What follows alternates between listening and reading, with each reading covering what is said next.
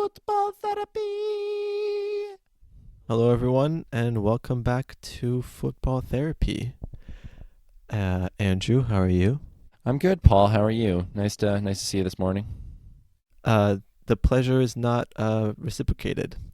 Anywho, Wait, on what? today's on today's episode, Oh my God. we're gonna cover a bunch of competitions that are currently wrapping up, which are the Women's World Cup, the Copa America, the African Championships, and the Gold Cup. And if we're feeling real hot, we'll cover some of the U21 Euros, but we probably won't get to that. And of course, probably close up with some transfer rumors. Everybody loves the transfers, Paul. That's really what I'm useful for, that intro song and the transfers. I would say you're really useful for none of it, but it's good to hype yourself up. So I'd like to start with the Women's World Cup because it's the competition that we've been watching the most. And the USA, man. US in the finals. Yeah, I mean, nothing really surprising there. Nothing surprising at all. Especially after beating France. That was the real close game, at least to me anyway. Well, it's weird because I feel like they're a mix of lucky, but they're also clearly better than everyone else. But I feel like they're really lucky with their matches. Yeah. Spain 2-1, France 2-1, England 2-1. Like, in the end, I think each opposing team could have won the match, but I mean, it's such a mental factor with the US where you're like, yeah, I'm playing the US. I'm almost certainly going to lose. I think that's definitely a factor in their matches, the mental part about, telling yourself you're going to play probably the best, by far, I should say, probably by far the best women's team in football. Right. I don't think they played up to their usual standards as well as they can play, but they got the job done in every game. Like I said, France, I feel, was the closest one. I feel like Spain was the closest one. I think France was. I think France played poorly. Yeah, when it was 2-1, I feel like the U.S. was on the defensive and really had to come together as a unit to hold the lead. And France had scored. They would have had the momentum going into extra time. I feel like it could have really gone either way. I don't know. I think England was also really close, missing that last-minute pen. Final, U.S.-Netherlands. Do you have any comments about either team? About my team? About either team. Yeah. I think it'll be no surprise to anybody when the U.S. wins it. You heard it here first, ladies and gentlemen. No one else has reported this yet. Such a brave soul, my God. But the U.S. is going to win. Predicting the U.S. to win. I know. I love to pick the underdog, and here I am doing it again. Is that supposed to be a joke? Yeah. Don't do those anymore. I think it's a surprise to absolutely no one that the U.S. is in the finals. I'm just going to give you a score prediction. I'm going with 2-1 because all of their knockout matches have ended 2-1. Yeah, that sounds like a good prediction. I'm going to tweak it a little. 2-1 after extra time. Wow. Yeah, so... I mean, I know I was rooting for the Netherlands against Sweden just by the theory which never ever theorize about football this way, but the U.S. beat Sweden 2-0, so I was hoping, the Netherlands beat Sweden. That would mean that they have a better chance of beating the U.S. than Sweden would have. Yeah, that's of course how football works. That's of course how it works, but I think it's true. I think if you're a team that starts on the group stage and then you lose, if you meet again a team in the finals, I think you have the team that won in the group stage has a psychological advantage over you. For sure, psychological advantage. That's really an astute observation. Unless I wanted Sweden to win just so there'd be a nice rematch of that Olympic final. Unless we're talking about 1954. Wait, what? Hungary v Germany, when Hungary pummeled Germany in the group stages. I think it was like by 5 goals. And then they lost the final like 4-3. Yeah, that was actually my favorite game that I've ever watched. I mean, Ferenc Puskás playing, one of the greatest players ever. Yeah, I haven't seen it actually, but I do know who he is, mostly because of his award. Best pundits guys on this pod.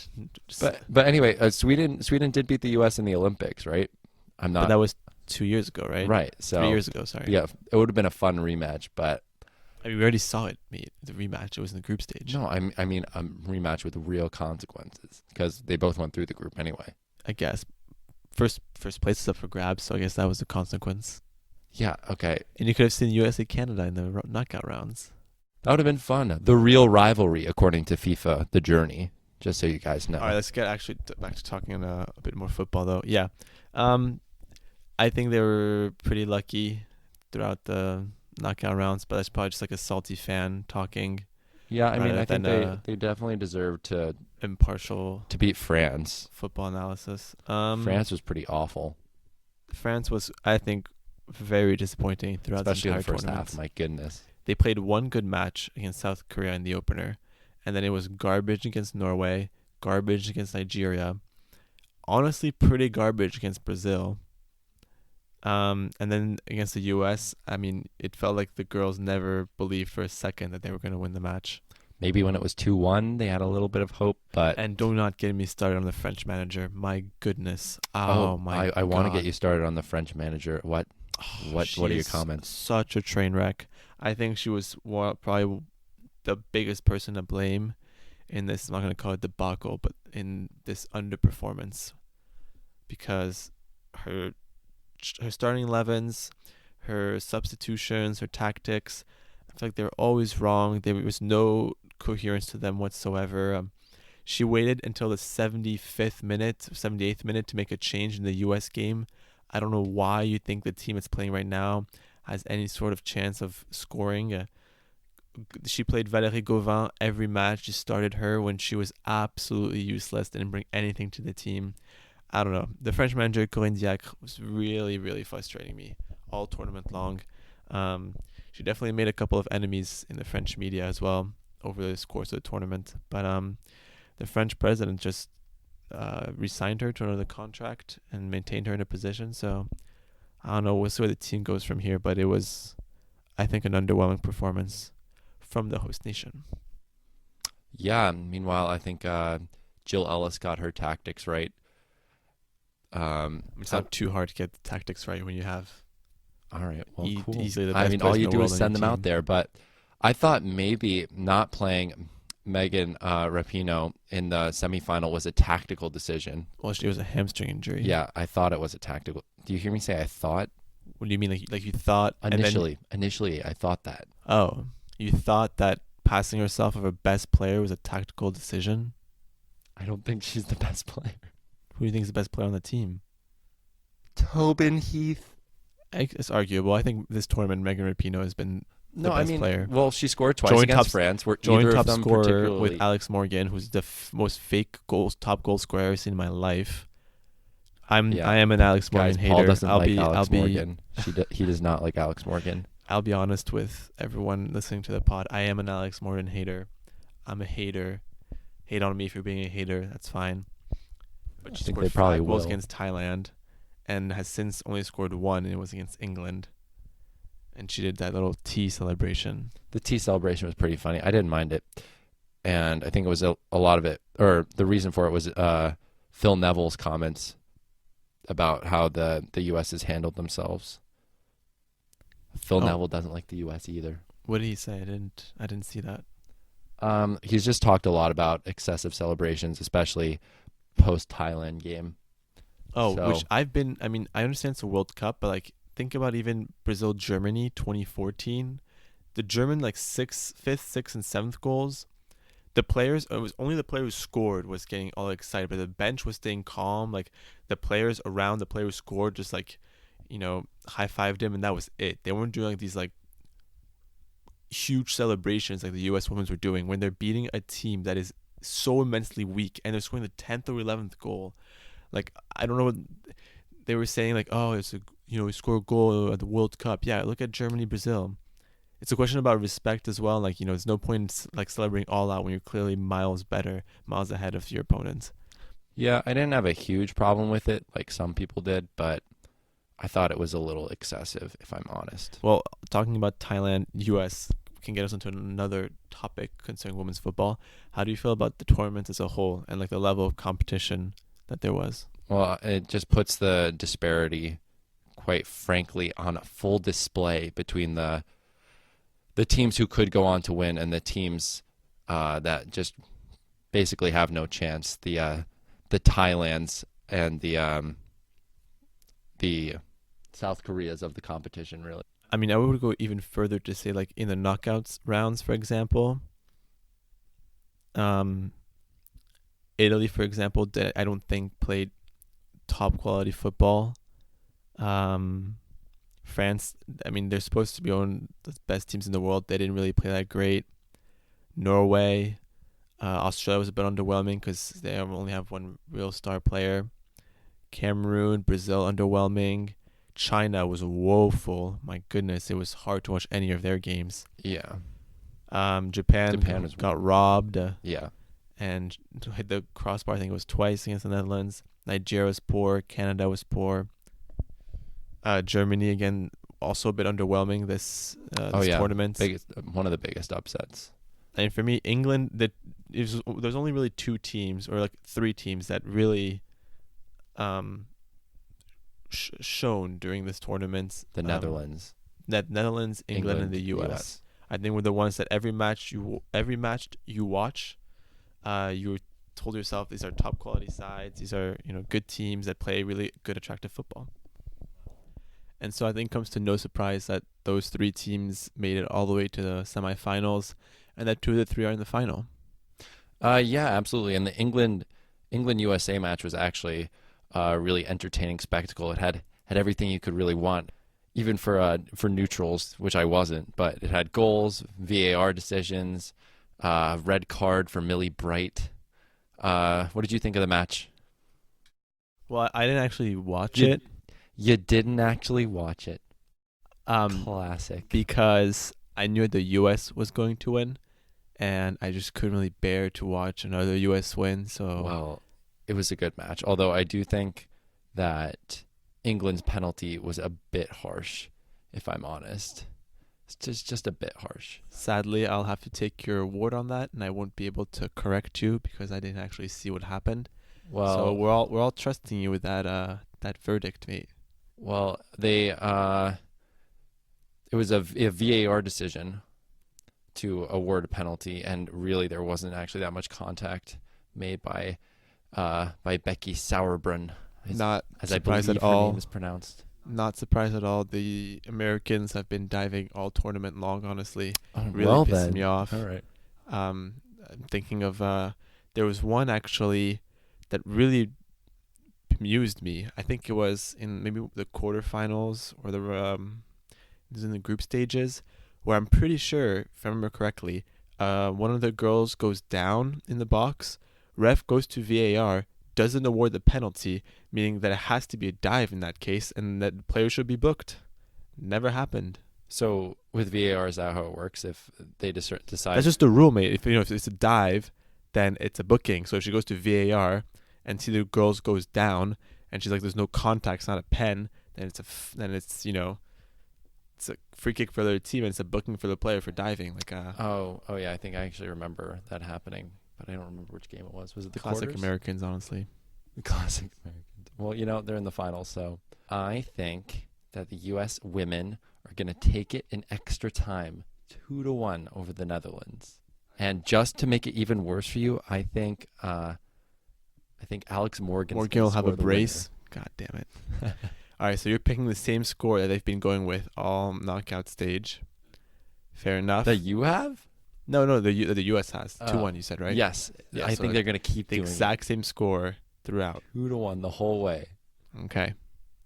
I'm gonna go with 2-2, and Netherlands win on pens. Wow, that's a brave one. Mostly because I really don't want to predict an American win, just because otherwise it'd be really obvious and there wouldn't be a lot of suspense. And honestly, I feel like that's what 90% of the footballing world is expecting with the U.S. against the Netherlands. I think everyone has the U.S. winning. Yeah, I mean, I think it makes sense. They just really have the deepest squad and most of the talent, although I know that there are a few Dutch players that you really like. Yes, my favorite player, Lieke Martens. So I'll be rooting for her, and then you can be rooting for your two Arsenal ladies.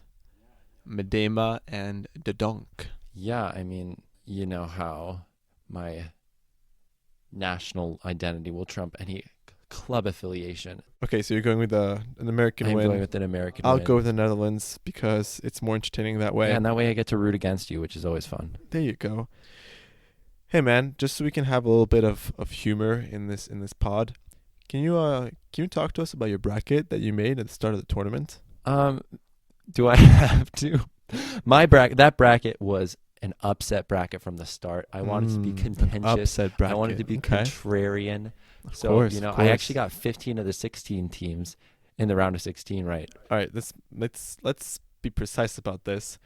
I didn't say they're in the right places. Yeah, but like 15 one of of the them, 16 like 2 teams are in their correct positions. Everyone else was just kind of Okay, bunched in. I guess that's not that different hard to places. do when It really isn't. When you have like, this when disparity I think in talent. there's like 6 teams that don't make it to the next round. Right. But anyway, Or 8 teams, 6 or 8 teams. I did have What was your final? What was your final? Canada, France. France, Canada. Okay, to be fair, France could have gone further. Dude, so could have Canada. You know who else could have Canada gone lost further, to Sweden, dude? am I wrong? Dude, Cameroon could have gone further. Dude, Nigeria Yeah. could have gone Yeah, further. okay. I'm saying that France What is that France supposed to mean? Dude, they could have gone further, yeah. They could have beaten Dude, the any US. other team could have gone It was further. a game. It was a game, Paul. It was close. It was a game. That's what I'm saying. All right, They Canada weren't was also pretty decisively close. knocked out. They lost to Sweden, what, 1-0? Yeah. Yeah, that was pretty close. Yeah, there you go. Could have been Canada. You heard it here first, folks. My bracket wasn't wrong because it could have been Canada. I love it. All right, well, we can definitely check on who's the better predictor, although this won't really be a good barometer because of the matchup. But we'll be back after the final which is on Sunday, and that wraps up the Women's World Cup. We'll see you after Sunday in that case to see who is right, me or Andrew. Moving on to the Copa America, where we're also at the final with one, you could say, expected country and one not so expected. Which one do you think is which, Andrew? I don't know. They're both big powerhouses. They're both big powerhouses? I just said one was expected and one wasn't expected. I was kidding. I was joking. Obviously, Peru's the unexpected team. That's right. They've been really impressive, beating the likes of Chile, drawing with Uruguay. Do you hear my pronunciation there? It's pretty nice. Yeah, we can tell you're white. Let the record show that I might be white, but Let the record show that you burn in the sun. I also might not. That you become tomato. I also might not. I'm not going to say a tomato, you just become tomato in the sun. But I think it's worth noting that in the group stage, Peru did lose to Brazil 5-0, so I don't think things are looking too good for them. It bodes well for the final. Yeah. Well, I'll be honest. Please honesty do. I like when you're honest. Is the best policy. It is. Haven't watched a lot of Copa America. What? First off, after watching what happened in the quarterfinals, I was pretty turned off. There were 3-0-0s. I also watched one of the first games that was Uruguay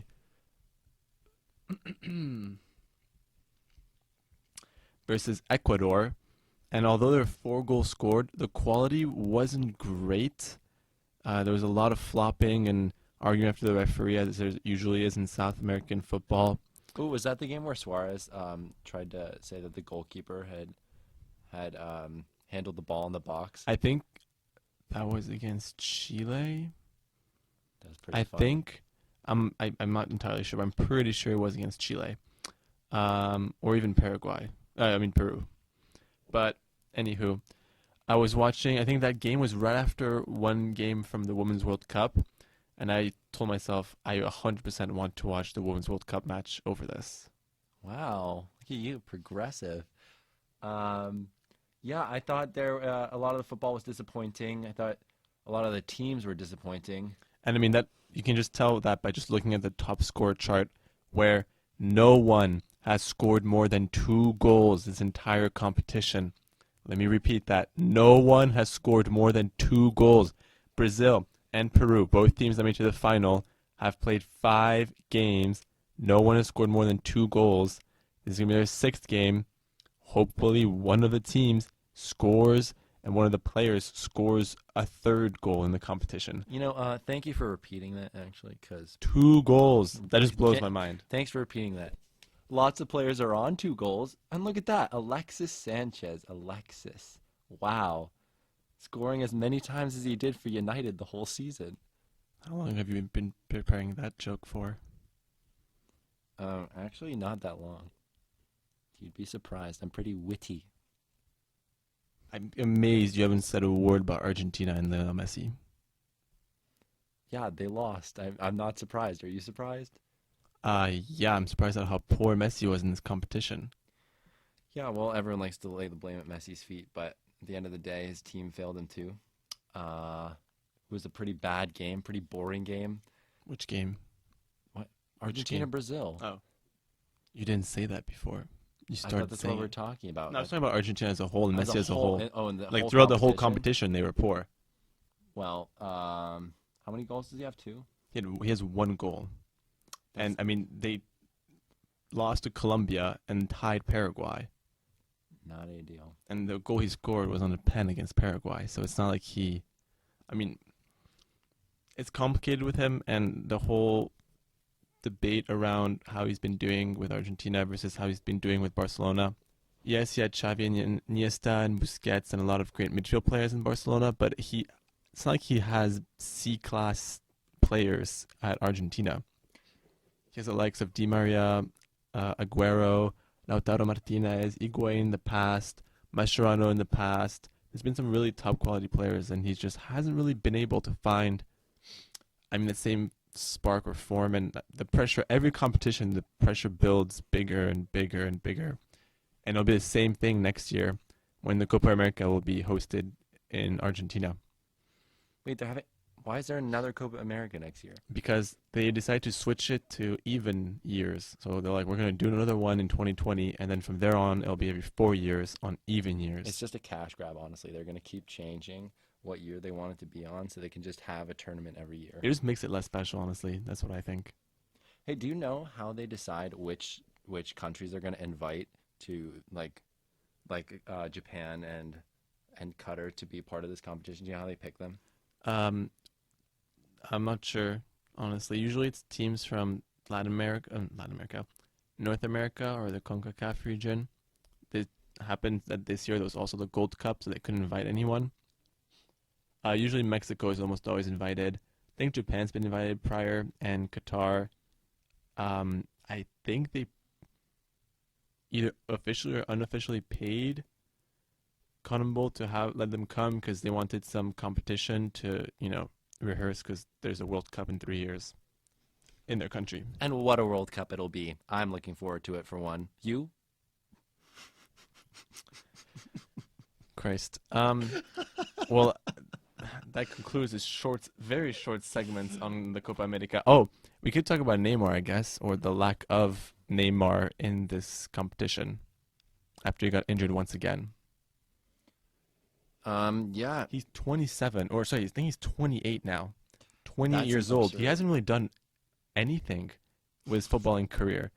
Obviously compared to what he's been promised and what we were expecting of him when he was 19. He's won 1 Champions League and was twice third in the Ballon d'Or, I think. That's it. Don't forget his Ligue 1 title. Yes, he's got 2 of those. Wait. Was this his second year at PSG? God, the time flies. I forgot that it was his second year. Sound like an old person. Anyways, I feel like at every important step in his career over the last 2-3 years, he's been injured or absent, or something has happened that has kept him out. And I think he needs to get his shit together, because his lifestyle, I think it definitely plays a part in it. His traveling to Brazil all the time. This year we saw him celebrating and partying at Carnival while he was injured. I think there's a lot of shenanigans going on in his life that he has to get in order. And as of today, July 4th, a lot of rumors about him going back to Barcelona.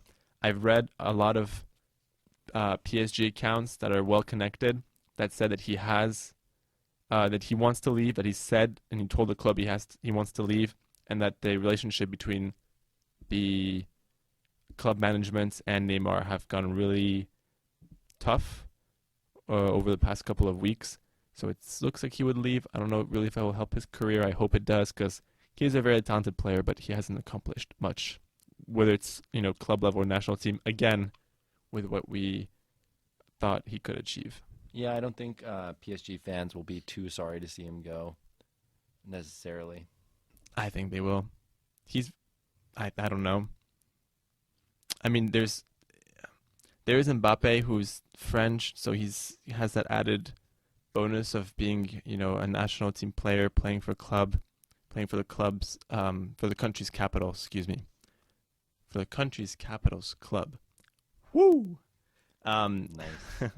So because PSG still have Mbappe and will hold on to Mbappe this summer, I think that will alleviate the pain of losing a player like Neymar, especially if PSG get another star quality player. Because if he goes, it's going to be for at least 200 mil. Buco bucks.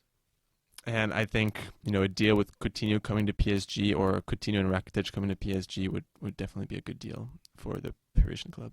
So wait, I'm sorry. You do think that PSG fans would be upset to see Neymar leave, even for a lot of money, recouping a lot of money that was spent on him? No, that would be I don't think they'll be devastated, but I think a lot of people would want to see Neymar play. They want to see Neymar play well. They want to see Neymar put on a show. I think he's definitely one of those players that you miss when he's gone. I don't think they'll be devastated though. No. Okay, because you've literally told me several times that you'd be happy for him to leave if it were for the right amount of money. Yeah. That's what I'm saying. I wouldn't be devastated. Your lies are catching up with you, Paul. Like I said, I just said I wouldn't be devastated. But if there's a scenario where PSG can keep Neymar, I'd be all for it. I do still think he brings, obviously, top quality to any side. I just he needs to get his life in order. He needs to get his lifestyle in order. He needs to get his priorities in order and focus solely on football. So what's your prediction for the final there? I mean, I think you can really only logically back up Brazil at home in the Maracanã. Yeah, I'm going to go with a Brazil win. I think it's going to be ugly.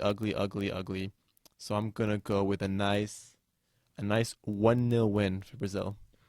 Oh, you meant ugly, like not a good game, not like ugly for Peru.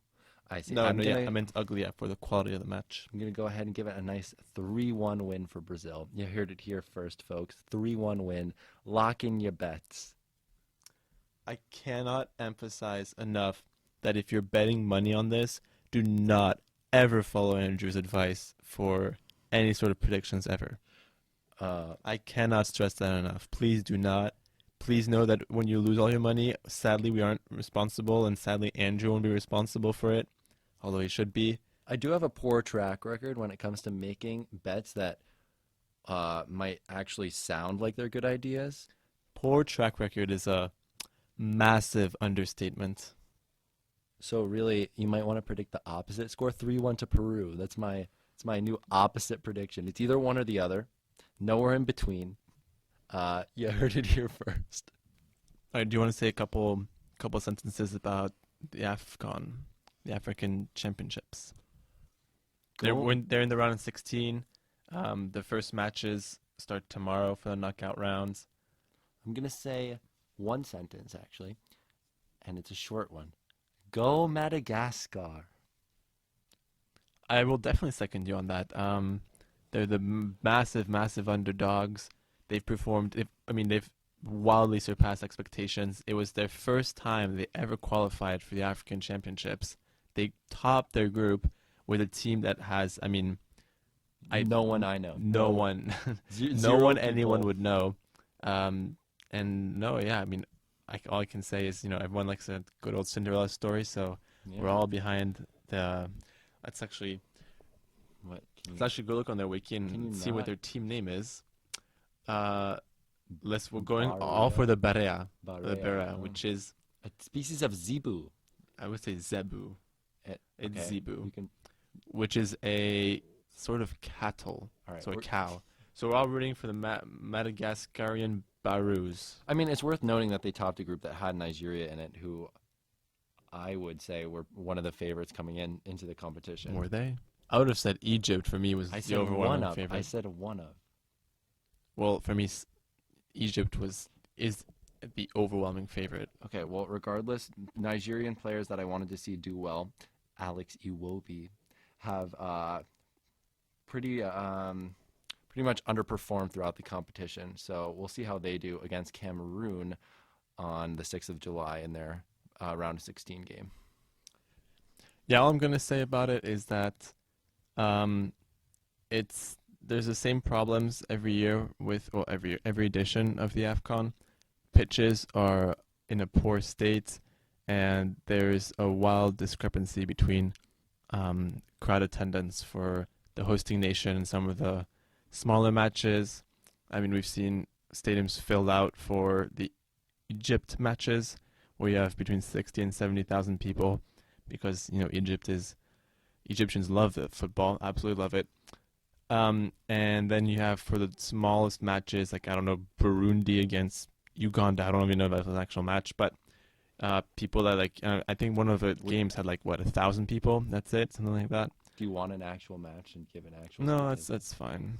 I mean, well, let's see. you Ivory can- Coast. Even well, a game like yeah, Ivory Coast, South Africa, there was 5,000 people at the stadium. So that's a little disappointing, I think, for the atmosphere as a whole, whether you're watching the match live or on TV.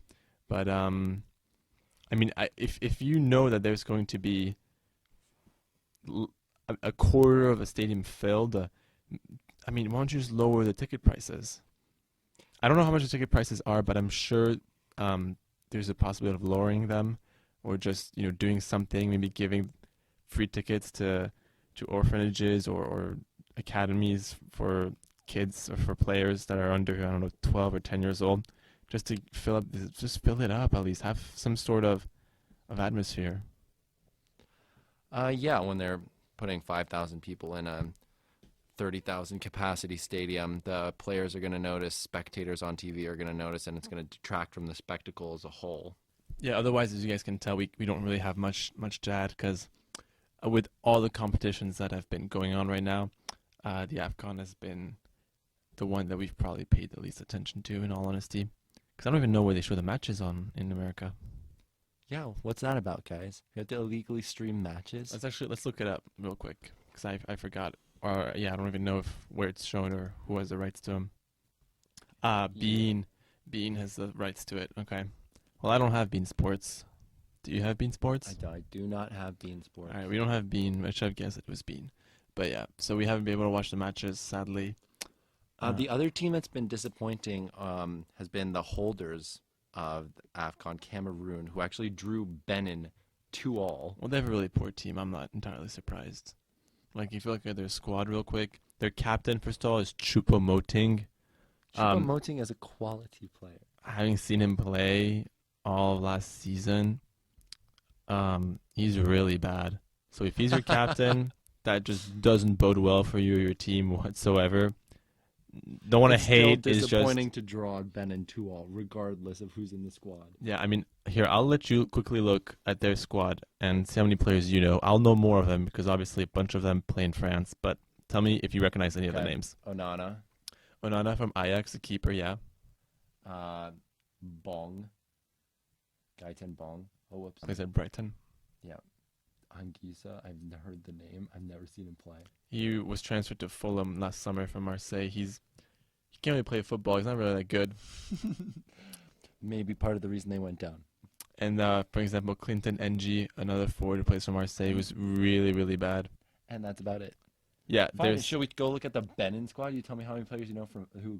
No, but I'm saying that compared to past squads, with players Alexander Song, Samuel Eto'o, just internationally recognized names, this Cameroon squad is quite weak. So I'm not entirely surprised at their poor performance, honestly. All right. Well, they barely qualified. Barely qualified for the knockout stages. For the knockout stages, they beat Guinea-Bissau 2-0. That was their big win at 2 draws. Well, they're playing the other side. I said have underperformed. So they're playing Nigeria, and I guess we'll see how that goes. I'm not convinced it'll be a pretty game of football. Yeah, but yeah, just to wrap it up. I mean, the favorites are still the usual suspects. Egypt for me is the overwhelming favorite, with Algeria probably the closest to challenging them. And if they win all their matches, they'll be in the semifinals.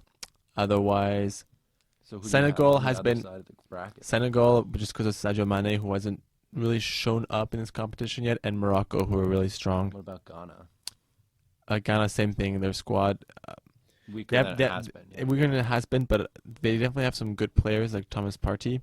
But I think Algeria is the side I think that really impressed alongside Morocco in the group stages. But Egypt by far the overwhelming favorite. Well, I'm hoping Madagascar can manage to beat the DRC and make it at least to the quarters. That'd be fun. Yes, agreed. All right, and then moving on to a competition that's slightly closer to home, the Gold Cup. The Gold Cup, mate. I know you've been following the great USA of the Great A. What? Right? Isn't how you say it?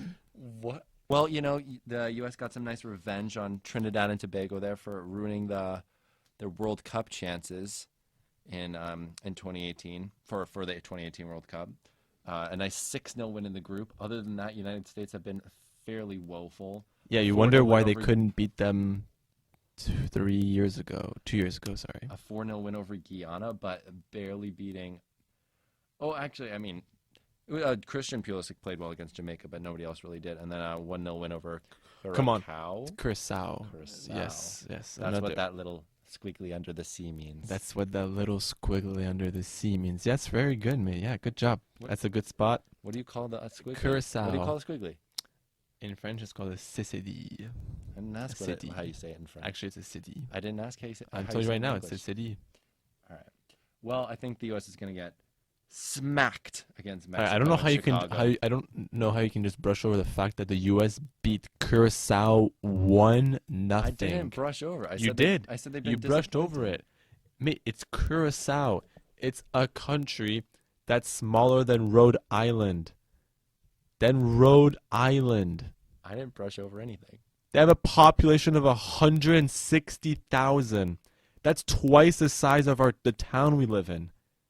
That's twice the size of the town we live in. That's 2 of our towns that they barely lost to the United States. Yeah, it's bad. Like I said, it's not been a pretty tournament. Even though there have been some more flattering score lines than that, the U.S. has been pretty soundly disappointing. Really, the most impressive player throughout the tournament has actually played for a team who's done much better than I thought, and that would be Canada, Paul. What do you think about Canada? Who's the player you're thinking of? Who, you ask? Jonathan David. All right. Tell me right now what club he plays for without clicking on his wiki page. He plays for Ghent. I just saw you post on his wiki page. I just want to be informed.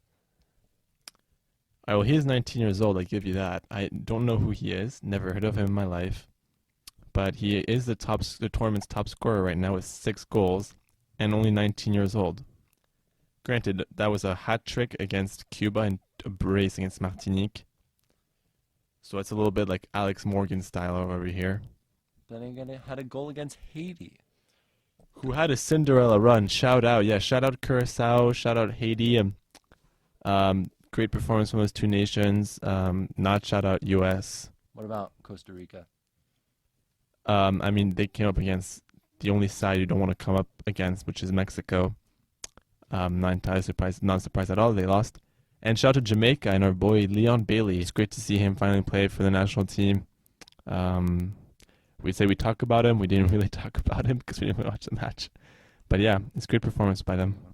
Do you have anything else to add, mate, about the Gold Cup? Do you want us to give your final score prediction for the final? Sure. Your final my prediction is 3-0 to Mexico. I have very little faith in the U.S. men's national team. 3-0 to Mexico. What's your prediction? 4-0 to Mexico. You would. No, I think I feel like there hasn't been a blowout really, but I don't know. I'm gonna go. You know what? 3-0. I like the sound of 3-0, so I'm gonna go 3-0 as well. I'll say a quick word because, I mean, unless you want to as well, of the Euro U21 Euros of the U21 Euros. Go ahead. Spain once again showing that they dominate football over the last 10 years. I want to say Fabian Ruiz won Best Player of the Tournament award. He's a great midfielder. I'm not gonna lie, I wasn't a huge fan of his at first when he started out at Napoli, but Carlo Ancelotti showed a lot of confidence in him and started him week in, week out, and he absolutely dominated those championships. Walked all over the French midfield in the semifinals when Spain absolutely wrecked France, just tore them apart. That was Quite an embarrassing game, yeah. It was really embarrassing. It showed you that the different type of footballs that both nations play. Spain, quick, delicious passing. It's exquisite. It was delicious passing. Yeah, it's ESL, man. I'm sorry. I guess you can't really say it in English, but anywho. Yeah, so France just played terrible football. It was really tough to watch. Another Spain, Germany in the final. Spain had a quality squad. Vallejo, Oyarzabal, Borja Mayoral, and Dani Ceballos, and of course, Fabian Ruiz. All pro players, all players who've played multiple games for their club teams in the first division. There was a bunch of talent on display. Italy with Federico Chiesa, for example. England, my goodness, that was disappointing. And the likes of Phil Foden, Reece Nelson. That's right, Reece Nelson, who didn't start any games. I'm trying to think. Their team was touted to be one of the favorites. They didn't even get out of the group stage. That's right. Anything else to add about that? I think a lot of the talent was already confirmed, so there wasn't anyone really that came out and surprised the world. Nope, no one who springs to mind anyway. Yeah. So now we're going to move on to Andrew's favorite part of the pod. Dun, dun, dun, dun, dun, dun. Welcome, ladies and gentlemen, to Transfers with Andrew, your host. And I guess that was our jingle because we have absolutely $0 as for our budget. So we make our own jingles. You can hire me, though, to make jingles for your firm or your private event. Your private event? If you wanted a jingle. Okay. I come up to you and I say, hey, I need a jingle for my private event. What do you say? I say, what's your private event? I'm hosting a party. What's the theme? It's a birthday party. Then your jingle is, can you give me a beat? Why the fuck is it my job to give you a beat? Because I can't sing and do a beat at the same time. That's not my fucking problem. I'm the customer. Oh, okay. I'm sorry. Here, I'll give you one. Hey, man, it's your birthday today. I hope you have a really good day. Oh, man, it's me, your guy. I'm gonna bake you a birthday pie. Yeah. A birthday pie? Also, you're not my guy. I haven't met you ever. I'm some guy that comes to me like, hey, I need something for my private event. Birthday pies are actually booming in popularity in some parts of the Midwest. So, shows what you know. All right, let's finish. Let's just end the sketch right here because, goddamn, it's terrible. This wasn't a sketch. This is real life, man. It's not real life for anyone. For all 0 people who actually wanted to contact Andrew for any of those jingles, it's not real life at all. Please DM me at football therapy. Oh yeah, follow us on Instagram. But DM it if you want it. It's a jingle. It's at footballx therapy. All right, so I guess since it's your favorite segment, you can start off with whatever rumor you want to talk about or transfers, I guess. Well, Joao Felix. Wow, so you just exploded everyone's eardrums. Well, we have Joao Felix going to Atletico for 113 mil. Grossly overpriced. You think so? For any of those of you who remember my comments about Joao Felix, he didn't really impress me. Well, he did not impress me at all during the Nations League finals. And when I saw him play for Benfica, I'm not sure. I just didn't see something that was worth over 100 mil to pay for. But clearly, I'm in the vast minority on that one. So, yeah, I mean, I don't know. I don't see 100 mil plus player. Like Mbappe is transferred after two almost good, yeah, 1.5 good season. He's shown the Champions League, got all the way to the semis with Monaco, scored against Juventus. But, Joao Felix, a hat trick against Frankfurt in the Europa League, which I don't know if you watched that game. It wasn't like a quality hat trick. It wasn't like, I don't know. I'm intrigued. You're skeptical. I'm skeptical, but I'm intrigued to see what he'll do at Atletico. It'll mean he has to do a lot of running with Simeone for sure. So I don't know. We'll see how he adapts to that. He's young. I don't think Benfica. I think they got a good price for him for sure. But you think they got a good price for him? I said for sure. Yeah, they got a ridiculously amazing price for him. I said for sure. Do you hear me say for sure? Can I talk? No. And then, of course, since he's going to Atletico, we can talk about Atletico Madrid because they've been bossing it so far in the transfer window.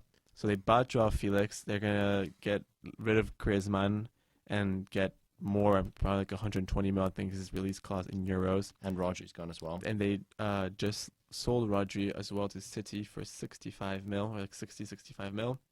And they've brought in Marcos Llorente from Real Madrid and Hector Herrera from Porto, the Mexican midfielder, on a free, as well as a center back that I hadn't heard of called Felipe, who's also plays for Porto. So that's 4 signings. So have they addressed what they needed to in losing Lucas Hernandez and Godin? Yeah. You think they're good at the back? Yeah. All right. Well, Paul thinks they're good. Hopefully, Joao Felix isn't another Lamar, and he actually has a good season. Anyway, moving on. Juventus, in addition to Atletico, has been the team that has won the transfer window. Really. Yeah, I'm sorry. Yeah, actually, I take that back. Atletico are doing really well, but Juventus are the ones that are absolutely bossing it. Like number one, you can never dethrone Juventus when it comes to these free transfers. That's right. You thinking Khedira? You thinking Emre Can, Pogba, Pirlo, just so many of them. And they just added 2 this summer. Aaron Ramsey, which we've known for a couple of months now. And as it's just been made official, this week, Adrien Rabiot from PSG is coming on free. And don't forget Buffon, who's making his return. It doesn't really matter because he's coming as a backup to Szczesny. He took number 77. Well, maybe Buffon can finally get his Champions League. Maybe. But that means right now Juventus Juventus is the best midfield in Europe. They have Pjanic, Khedira, Matuidi, Rabiot, Ramsey, Betancourt. So who makes the starting 11? Pjanic. Okay. Matuidi, just because Allegri loves him and Italian people love him. And then a +1. I would probably go with Ramsey. Aaron, yeah, for sure. And it's likely that they get De Ligt as well. Yeah, as of today, I would say that they're the strong favorites to sign him, number 1 favorites. The last transfer we have to talk about is not really a transfer of the like we've been talking, but Frank Lampard is making his return to Chelsea from after a season as manager of Derby County, and he said that Chelsea is the only club in the world for which he would have left Derby. So I guess that's lucky for Chelsea fans. How do you think he's going to do? I have no idea.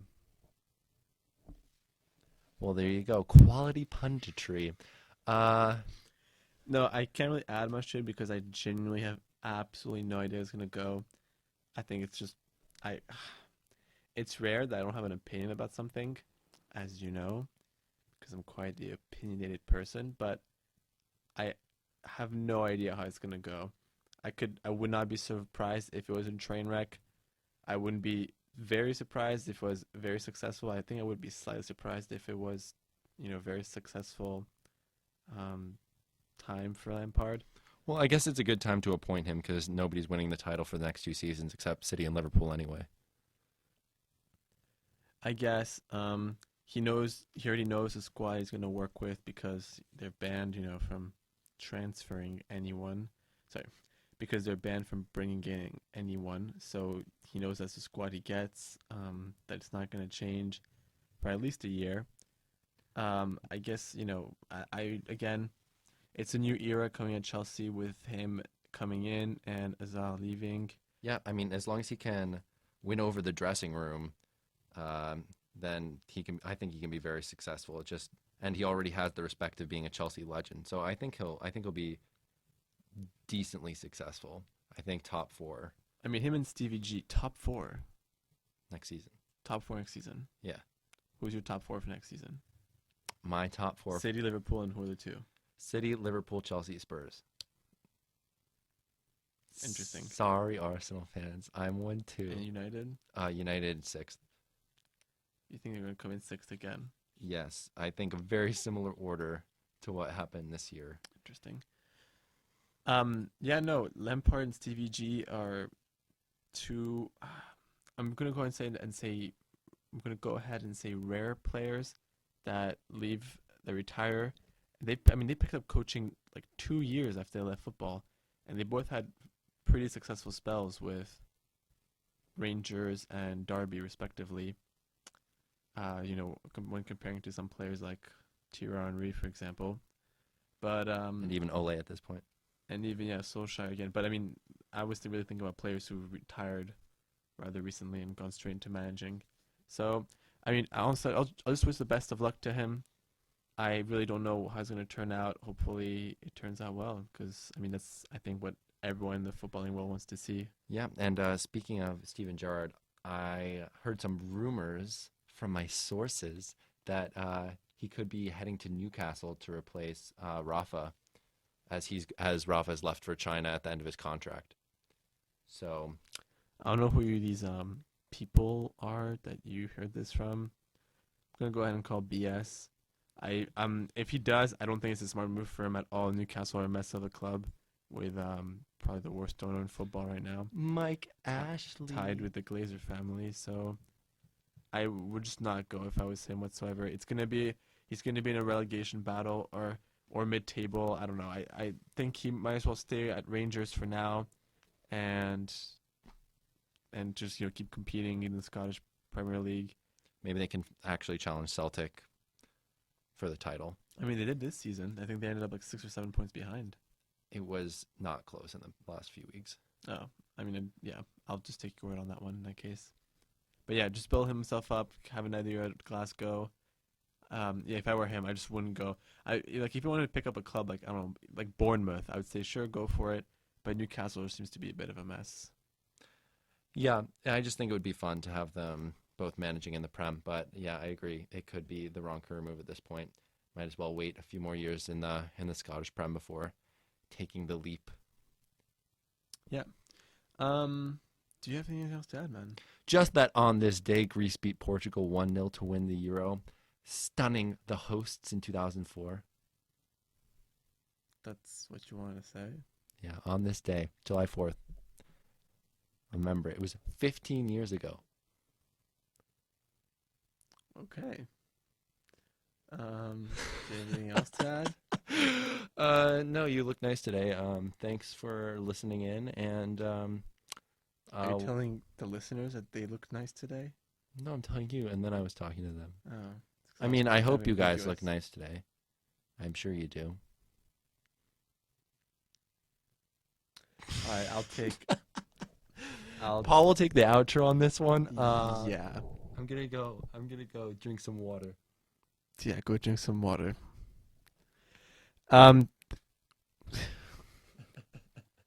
No, we just want to thank you. Thanks again to everyone for listening. We're gonna try and get another podcast in, hopefully either Monday or Tuesday, where there'll be the Copa America Gold Cup and Women's World Cup final. So we'll cover all of that. We will watch all 3 matches. Yeah? Yes, we will watch all 3 matches. So we can give you guys an in-depth review of what we thought of them, as well as covering the, ever running transfer rumor mill and actual transfers that are happening. And yeah, that'll be the plan for the next pod. Follow us on Instagram at FootballXTherapy. And thanks again for listening. Thanks so much. Bye.